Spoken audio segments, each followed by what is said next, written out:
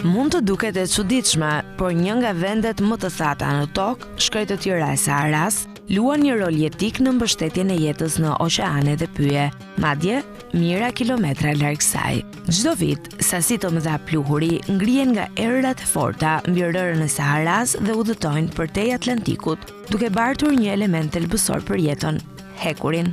Hekuri është një mikronutrient thelbësor për shumë forma jete, nga bimët toksore te fitoplanktoni, organizmat mikroskopik që prodhojnë oksigjen dhe thithin karbon nga atmosfera. Ai merr pjesë në proceset e frymarrjes, fotosintezës dhe sintezës së ADN-s, por në oqeane gjendet në sasi shumë të kufizuara.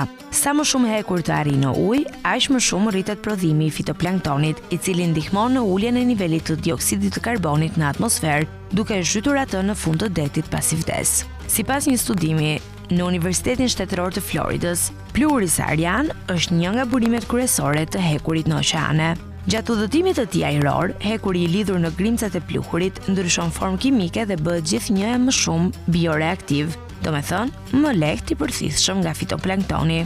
Ekipi analizoi bërthama sedimentesh të marra nga fundi i oqeanit Atlantik përmes programit ndërkombëtar të zbulimit të oqeanit, që studion ndryshimet klimatike dhe historinë gjeologjike të deteve. Ata u fokusuan në 4 bërthama të vendosura përgjatë korridorit të pluhurit Sahara-Sahel, një rrugë ajrore që transporton grimcat e rërës nga Mauritania deri në brigjet e Floridës.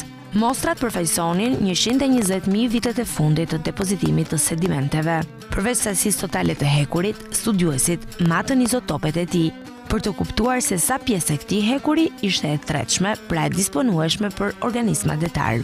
Në vend që të matnim vetëm sasinë e përgjithshme të hekurit, ne u fokusuam tek hekuri që mund përdoret realisht nga jeta oqeanike, thekson një nga studiuesit. Rezultatet treguan një model interesant. Niveli total i hekurit ishte më i lartë afër Afrikës, por bioreaktiviteti i tij, pra dobia për fitoplanktonin, ishte më i madh në mostrat e marra më larg drejt Amerikës.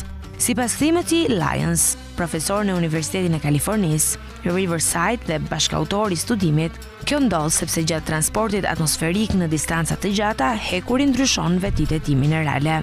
Kështu, kur bie mbi oqean, ai përdoret menjëherë nga fitoplanktoni përpara se të fundoset. Ky zbulim nënvizon një lidhje të ndërlikuar midis shkretëtirave dhe oqeaneve.